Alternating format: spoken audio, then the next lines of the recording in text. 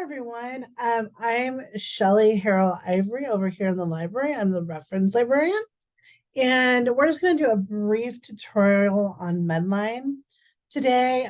It's only going to be about a half hour. It will not be very long. If you watch this and you have any questions afterwards, please do not hesitate to contact me. If you have any questions, I'll be happy to answer those or how to use it in the future. We can definitely go over that as well. I'm also here for any reference needs that you have, whether it's with Medline or any other. If you just have a topic you need help searching for, that's why I'm here. So please feel free to to contact me. You can call me too. The email would be refdesk@neomed.edu. And I'm also located here in the library. And then my extension on campus is 6378. So let's go ahead and get started. I've prepared a very short PowerPoint. So I'm just going to go ahead and share my screen. And so here we go. Let's start the presentation. So again, we're going to be doing just a quick workshop here on Medline. Again, I am Shelley Harrell Ivory. refdesk@neomed.edu would be the email to get a hold of me. Our agenda today, we're just going to cover 4 things. What is Medline? Why would you use Medline? A demo of Medline, and then an overview of the MASH terms and medical subject headings. I just like to go over those whenever those applicable for the different databases. So what is Medline? Keep in mind, Medline is most of the content is available in Medline. It actually makes up a huge proportion, about 98% of Medline. There's a little bit, a few unpublished things in Medline, and just a few other things, but it is most of the content in Medline. It is also provided by the National Library of Medicine. That's also who does PubMed. So keep that in mind. That's who it's from, National Library of Medicine. It covers 3 basic topics: health, biology, and biomedical journals, are what you're going to find in Medline. We subscribe here at Neomed through OhioLink to Medline with full text. So this means that there's 4 different versions of Medline. There's just the basic Medline, and there's the one with full text. What we have, and there's a couple on the other end that have more full text than we have.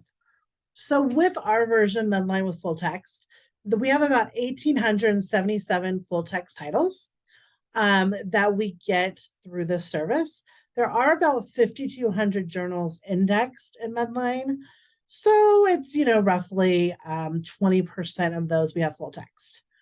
Keep in mind that a major difference, I'll talk about this in the next slide too, probably more detailed, but is that we do not, is that PubMed will not have it. Well, I'm saying that will not, but a lot of these journals are full text just in Medline. They're not going to be full text in PubMed. We'll talk a little bit more about that. Excuse me. You can always use Iliad to get your full text if it's not available in Medline. And then it allows for direct export to citation management, such as RefWorks or EndNote, which is an advantage as well. Why would you use Medline? So I've already covered a couple. Actually, I'm going to go back to a couple of these points here. The benefit, there's 2 benefits on this slide that I'm going to talk about really quick. Why you would use Medline. The first is the full text. That full text, it's not inherent in PubMed for the most part. A few exceptions, but for the most part, it's not always. Those journal articles will not be in PubMed full text. They will be here. You can, of course, use the little Neomed flame, or when it says Neomed on the side, to link to the full text through here, and it will link to here. However, it's not inherent in PubMed. The second reason is at the bottom here, allows for direct export to citation management, RefWorks, EndNote, etc. These are things about subscriptions too. I know a lot of people use them. They're great.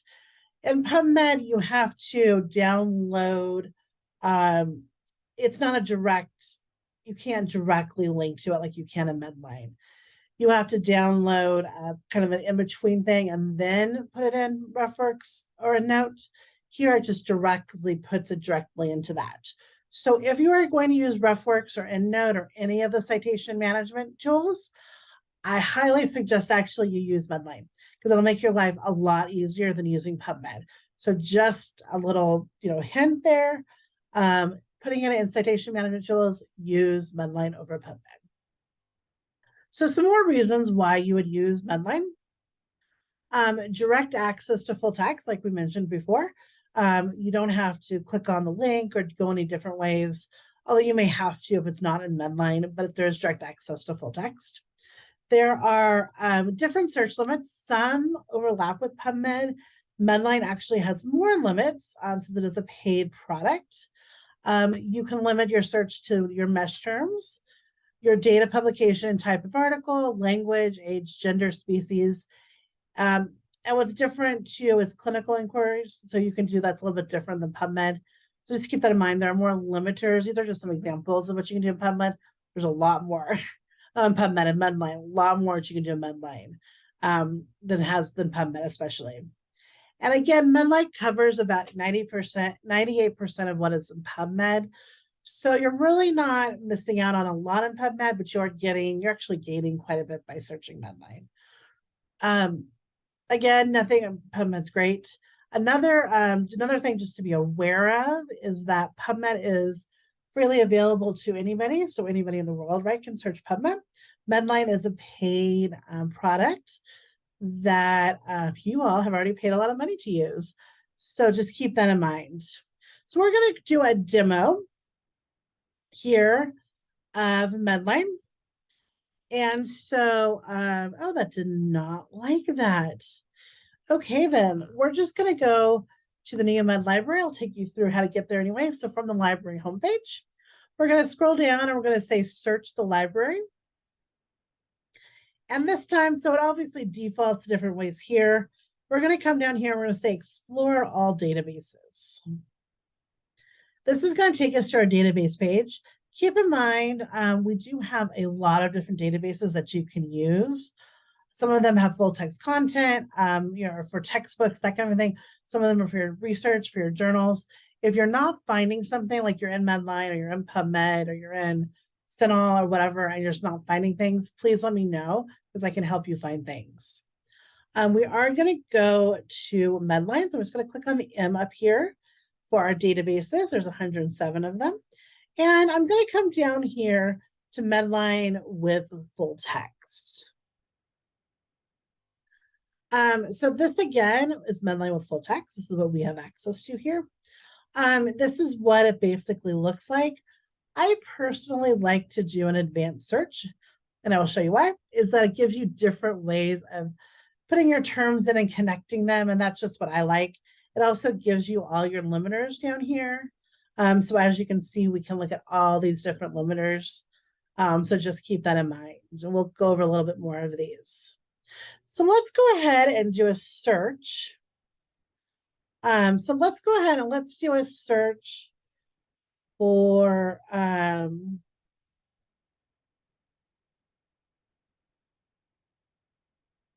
let's see here. Yeah, let's just do veterinarian pharmacy.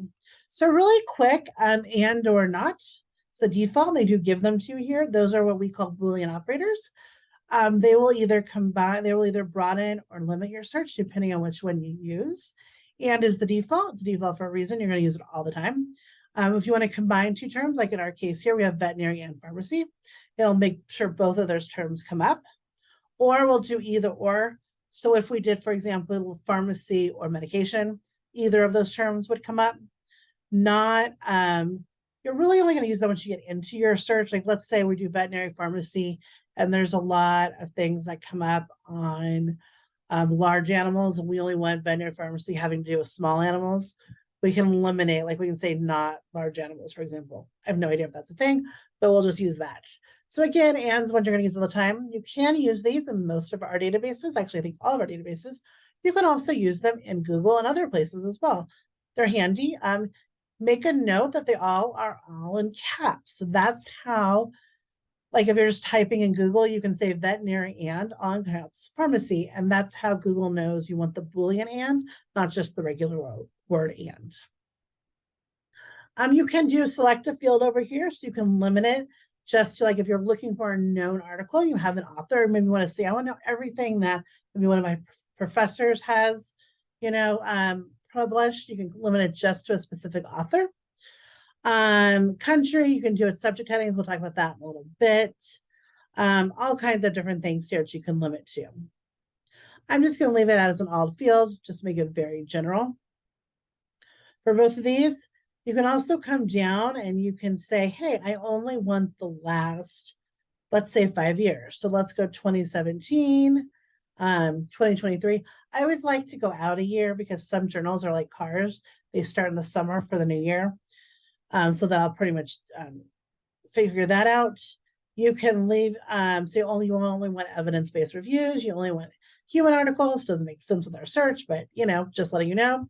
You can do, if you only want a specific sex, female or male, different clinical inquiries. You can do therapy or different diagnoses, reviews, all different kinds of here.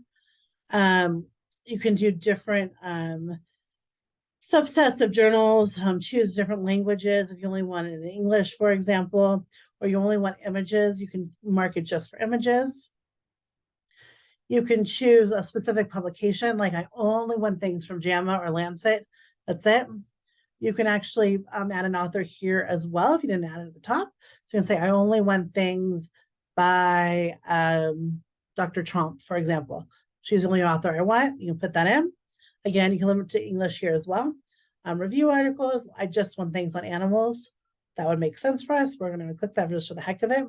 You can also limit to age. So if you are, you're doing your case study and you only need things for children, let's say you're on your pediatrics rotation, you can limit just to children or geriatrics.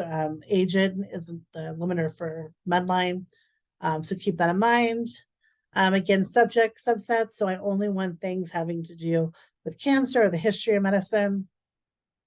Different publication types as well are listed here. And then if you only want it for a specific type of animal, so I only want veterinary pharmaceutical drugs having to do with horses, for example, I can limit it here as well. And then there's different images that you can look through. I only want articles that have charts or graphs, that kind of a thing. You can always come here and look. It does have peer-reviewed journals. You can mark this. The reason it's at the bottom is, quite frankly, I'm just like I don't think there's that many that are not peer-reviewed. I was gonna say I didn't look that up, but there are some databases that we have access to where you would absolutely need to put that. It's at the top, you need to put that. With PubMed and Medline and those two specifically, I would say almost all of their journals and all of their articles are going to be peer reviewed. I actually don't know of any that are not, but you can go ahead and mark that just to be sure. So let's go ahead and do a search. What did I click on that brought me there? I don't know. The veterinary, pharmacy. Oh, I somehow clicked on apply equivalent subjects. So what that's saying is, is I want something I want to do my subject headings. We're going to talk about those later. So I want my subject headings that are like veterinarian medicine in this case.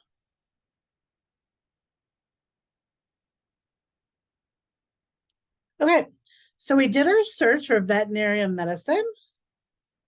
For some reason, it's not.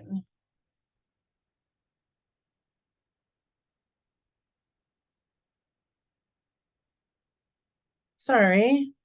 I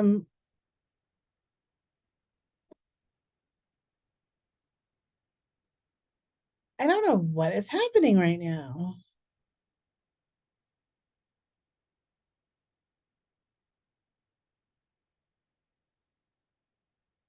Let's take off suggest subject terms and see what happens.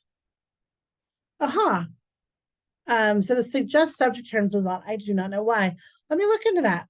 Make note of that. Anyways, so for veterinarian medicine, there are very broadly, there's about 329,000. They go back to the 1800s. um, okay, there are some magazines and guidelines. We're going to go ahead and just limit that to academic journals. Out of the 300, there's about 2,000 of them. Yeah, about 3,000 of them. You can look at your major accepting headings. You can look and see, okay, veterinary medicine is an actual subheading. Cattle diseases, cat diseases, etc.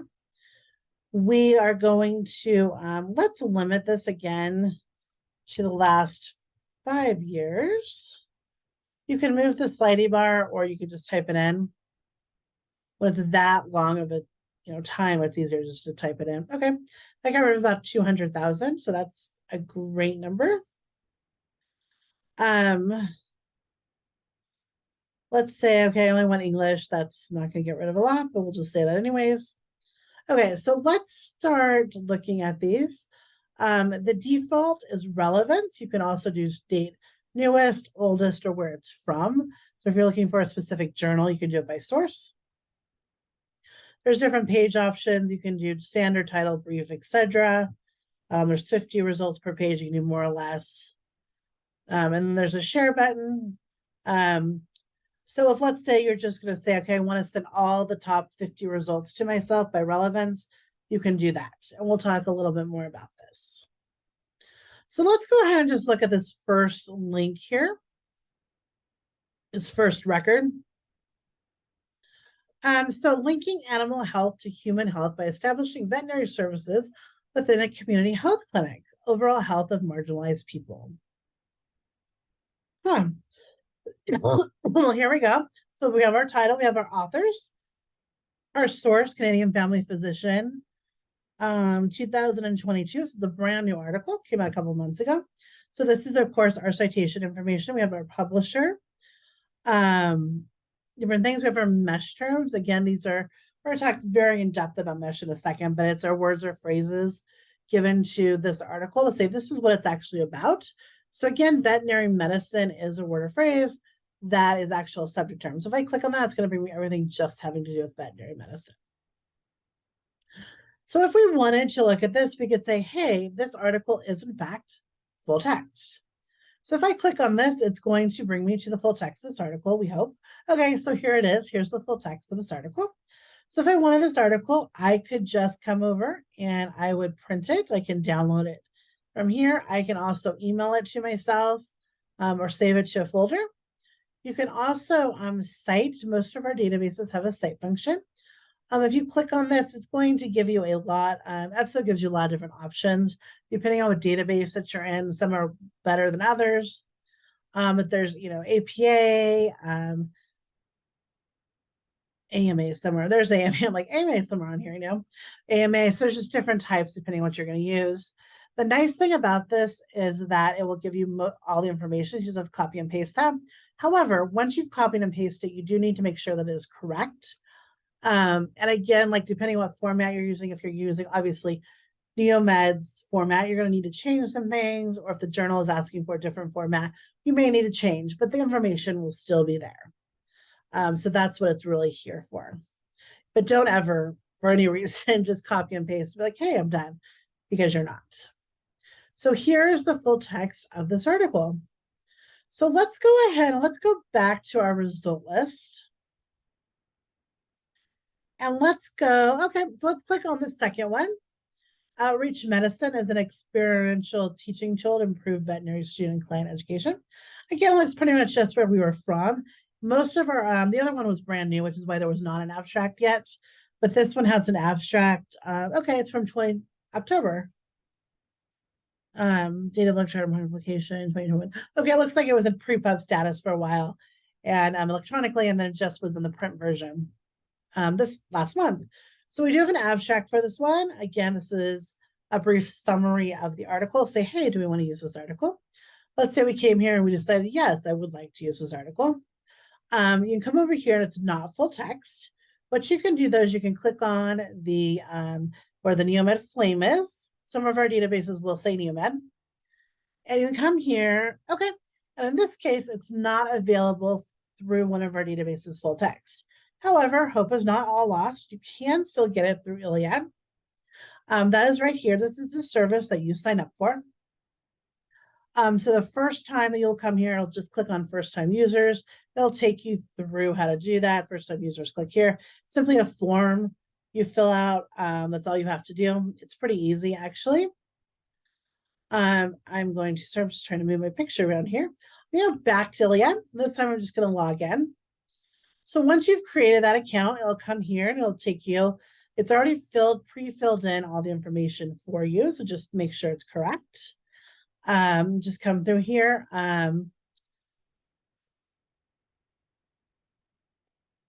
Yeah, so you just come through here, just click on submit request.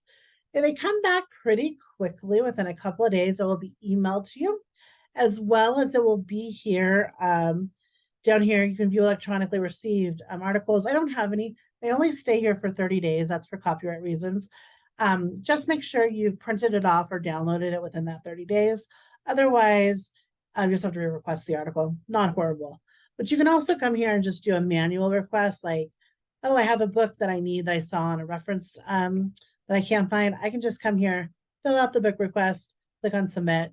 I'll get it. And books take a little bit longer, but articles are pretty quick. Okay, you can also come in Medline and look through here.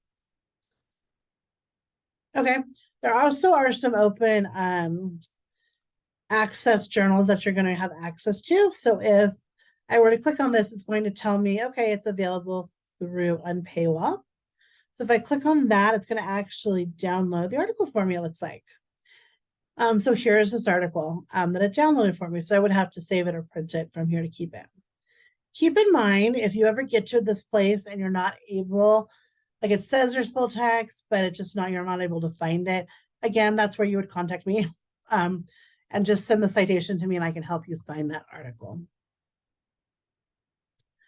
So one last thing about all EBSCO databases, Medline is provided by, Medline is a specific database that is provided by EBSCOhost, which is the provider of it.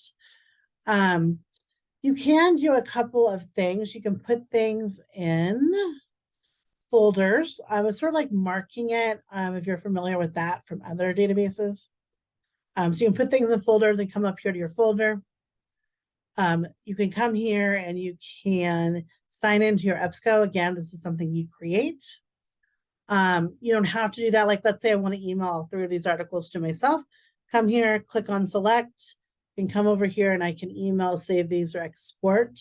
That's how you put things directly into RefWorks or any of these citation, Zotero, EndNote, etc., or any of these citation management tools that you're using.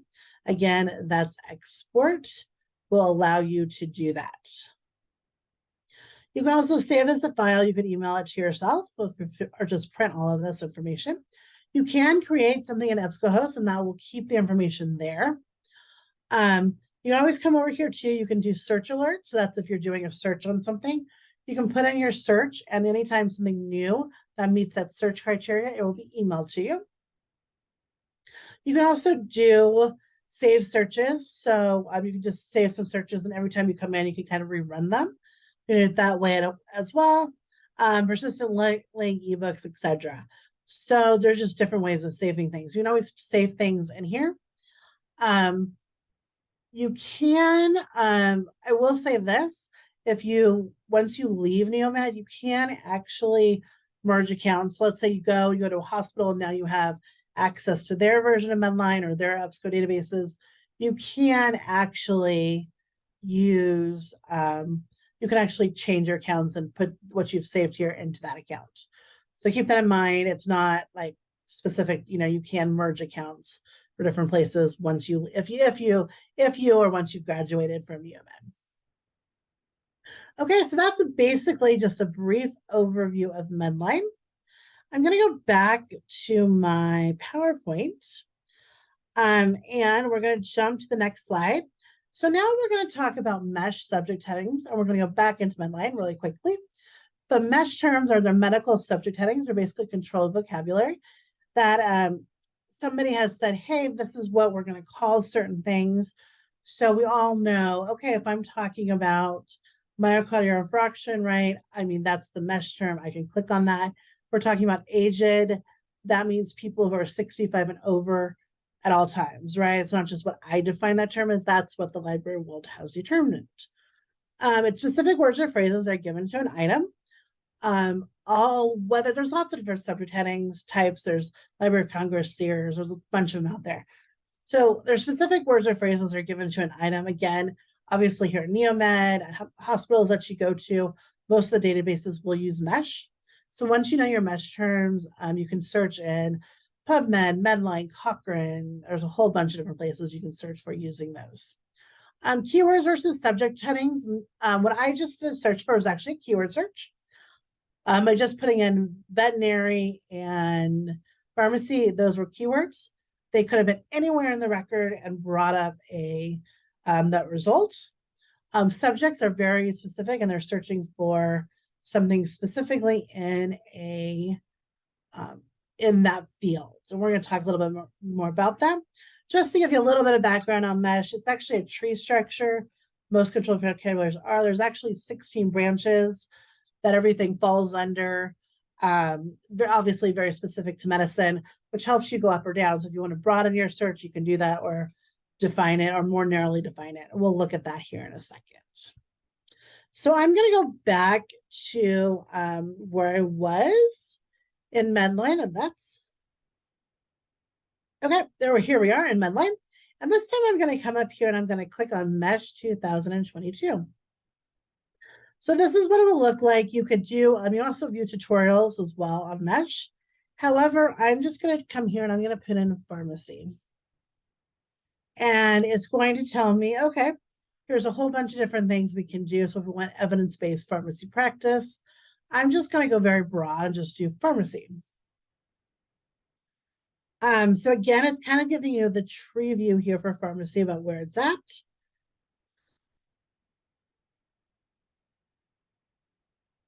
And so I'm going to do pharmacy. And there's different ways I can look at just instruments, methods, etc. They'll tell you a little bit about it. If you click on it, it's a scope note for methods, standards, statistics, etc. And then I'll tell you where it's at. It'll give you a little bit more about this is what it is. So I'm going to go ahead and just click on search database. And that will take me back to here. And as you can see, there's a difference. It says MH quotes pharmacy, right? So that's searching for it as a major heading for pharmacy. So there's 9,615 articles that have pharmacy as that major subject heading. Again, you still have your same limiters down here. If I just wanted, again, the last 5 years, I can always do that. Okay. And then it will also tell us everything's the same as it was before. We can click on, for example, the major headings here, and I'll say pharmacy. Obviously, we all have pharmacy. Pharmacy is education. So if I'm looking specifically, let's say for students, pharmacy, I can also click on that, and that will just bring up the 279. Let's click on this first one again.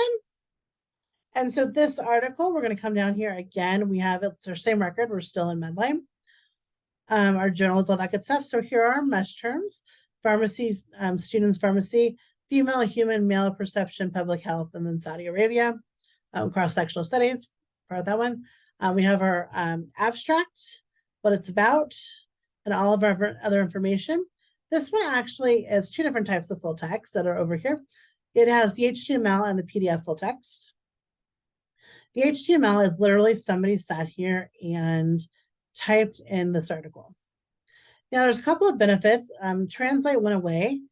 If this was in a different language, it would actually translate it for you to English, enough that you can understand it.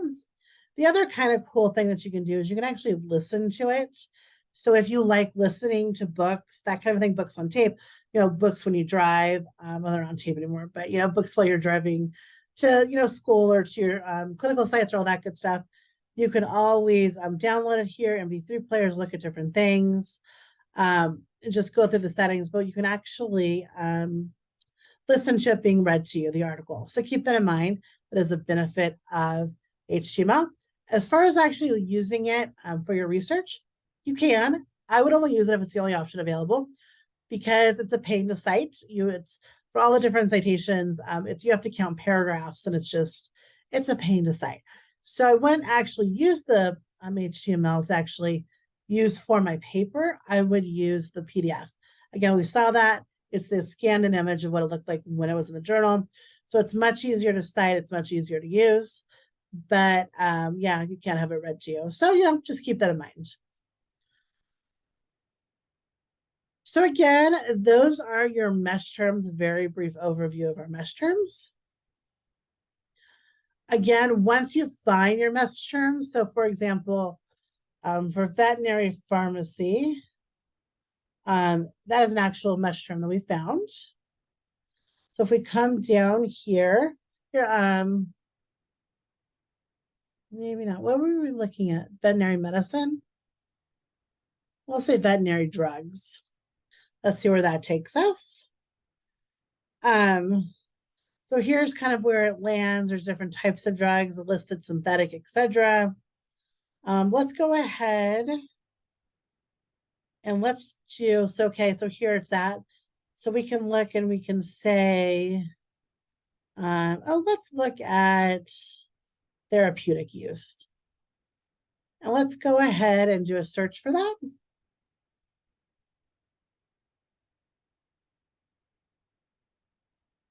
Okay, so for veterinary drugs for therapeutic use, again, here it's set up, it's 348.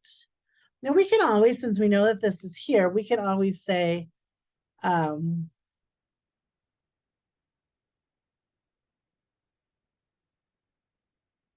we can always just do totally blanked on what we were just, the veterinary drugs. And we can always come over here and say, okay, we'd like it to be an